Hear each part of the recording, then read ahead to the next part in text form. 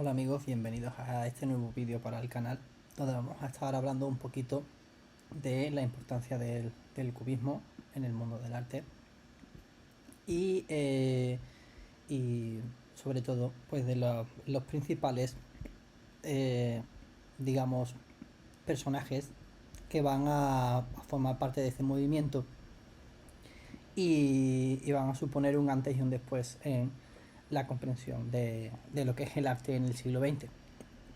Para ello, primeramente, deberíamos hablar como antecedente de la figura de Cézanne.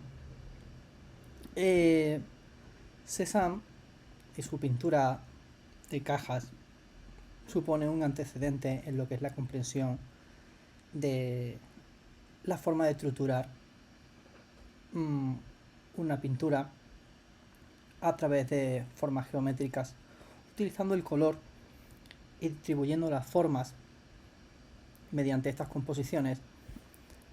Sin duda alguna, eh,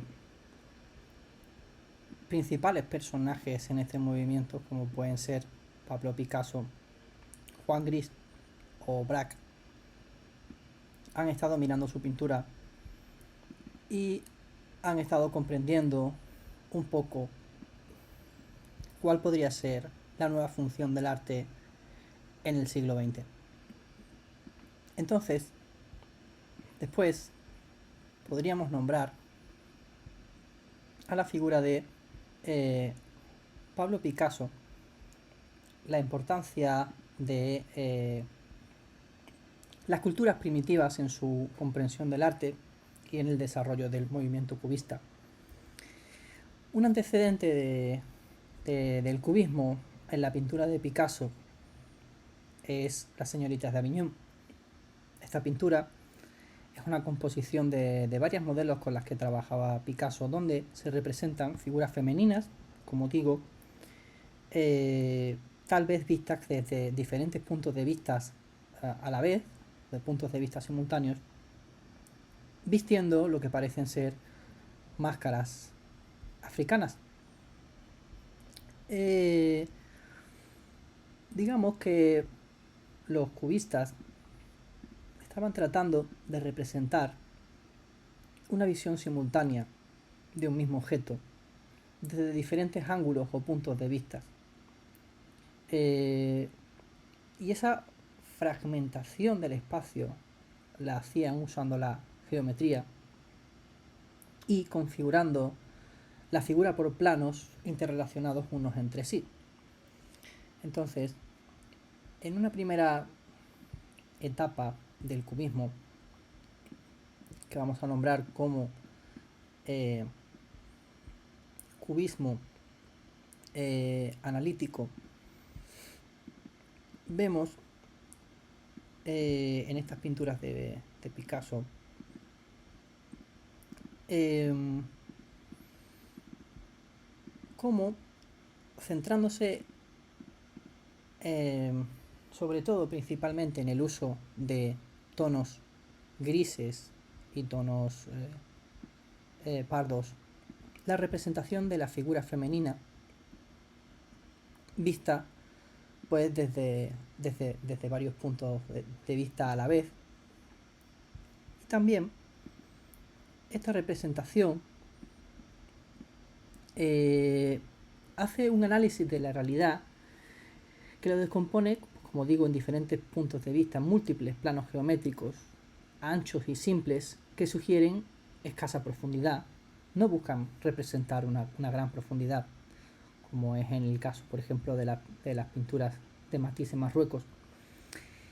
Y el pintor cubista, en esta primera etapa analítica, o también considerada hermética, en una fase un tanto más compleja, el pintor pinta las cosas como las piensa, no como las ve.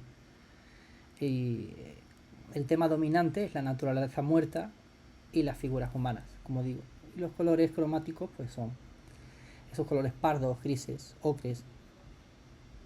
Aquí podemos ver la representación de algunas de esas pinturas en toda su complejidad. Después, en una siguiente fase, tendríamos que hablar de cubismo sintético, donde el objeto quebrado del cubismo analítico es reconstruido. Ahora el objeto se reconstruye, pero no en su totalidad, sino que se toma lo más representativo de él y se resume, se sintetiza, ¿no? Como decimos, ¿no? Entonces, bueno, en esta representación podemos ver, por ejemplo, este tipo de composiciones donde se siguen representando naturalezas muertas, donde la imagen se forma por planos frecuentemente muy coloridos y donde tendremos que hablar de la importante influencia de Braque en 1912, cuando introduce el collage, que consiste en pegar directamente papeles decorados en la pintura. Se caracteriza por la ruptura de todo procedimiento imitativo y los colores son más vivos. Todas estas fases del cubismo, que van, pues como digo, cubismo analítico, hermético, a finalmente un cubismo sintético más simplificado, son todas las fases pues que nos llevarán a conocer pues la pintura de Picasso tan conocida como es el Guernica. Por lo cual, haciendo un pequeño resumen de todo lo que hemos visto, podríamos decir que en el cubismo el precursor es Paul Cézanne, que es un postimpresionista. En el cubismo existe una fuerte influencia de las culturas primitivas, de las máscaras africanas. Tenemos como antecedente del cubismo a la pintura de las señoritas de Aviñón. El cubismo destacaría por tener varias fases, pero principalmente sus características son la fragmentación geométrica, la configuración de planos interrelacionados y la visión simultánea de un mismo objeto desde distintos ángulos o puntos de vista, siendo sus principales actores en esta historia Pablo Picasso, Georges Braque y Juan Gris, y dividiendo dos etapas, que sería la fase analítica, que se puede dividir en fase analítica y fase analítica hermética, y la fase sintética. La fase analítica desde 1907 hasta 1911, con colores cálidos y de frías tonalidades, y la fase sintética con la aparición del collage, gracias a Braque, diversos materiales ligados a la pintura y la inclusión en la temática del paisaje.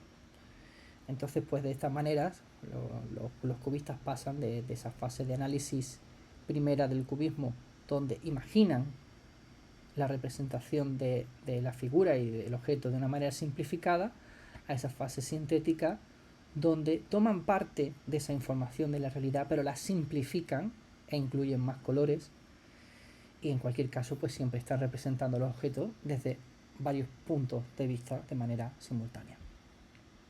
Así que sin más, pues esto es un poco el resumen del cubismo. Espero que os sea de ayuda. Un saludo.